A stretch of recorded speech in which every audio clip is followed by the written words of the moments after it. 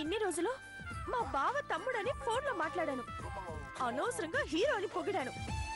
నువ్వని తెలిస్తే నేను మాట్లాడేదాన్నే కాదు. జాను జాను జాను ప్లీజ్ జాను, నా మాట విను. మరి అదిగా అడ్డు తప్పుకో. అర్థం చేసుకో జాను, ఇందాక నువ్వే చెప్పావు కదా బావా మరదళ్ళు అంటే సరదాలు చిన్న చిన్న గొడవలు ఉండాలని. నువ్వు నా మరదలు అవుతావని ఆ దేవుడు అడ్వాన్స్గా ఆలోచించి ముందే మనతో సరదాగా ఈ టీజింగ్ గేమ్ మొదలు పెట్టించాడేమో అనుకుంటున్నాను. ఈ జన్మలో నువ్వే బావు వరుస అవుతావని తెలియకలా అన్నాను. అసలు సరదాగా టీజింగ్ చేయడం అంటే ఏంటో తెలుసా నీకు?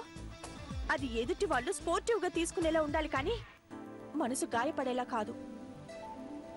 నా బిహేవియర్తో నేను హర్ట్ చేసి ఉండొచ్చు. Really I'm very sorry.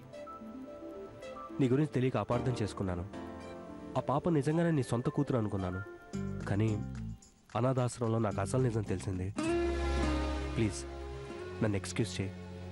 పొరపాటైతే క్షమించొచ్చు, కానీ నువ్వు చేసింది తప్పు. దీనికి ఎక్స్క్యూజ్ ఉండదు.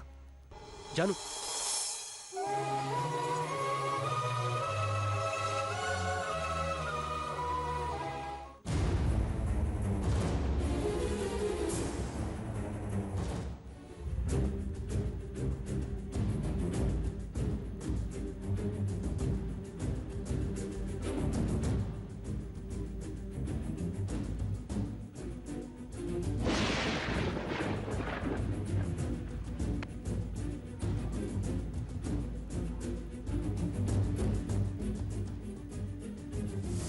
సారీ.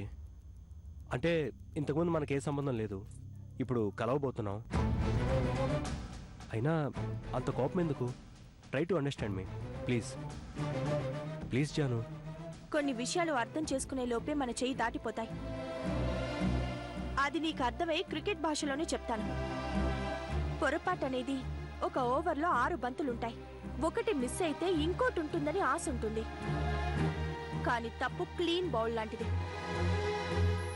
పెవిలియన్కి వెళ్ళడమే తప్ప తిరిగి రావడం ఉండదు.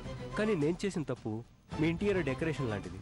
ఒకవేళ తప్పుగా డెకరేట్ చేసినా అవసరం బట్టి మార్చుకోవచ్చు, అప్పుడు ఇంకా అందంగా కనిపిస్తుంది. నువ్వెన్ని చెప్పినా నా మనసు మారదు.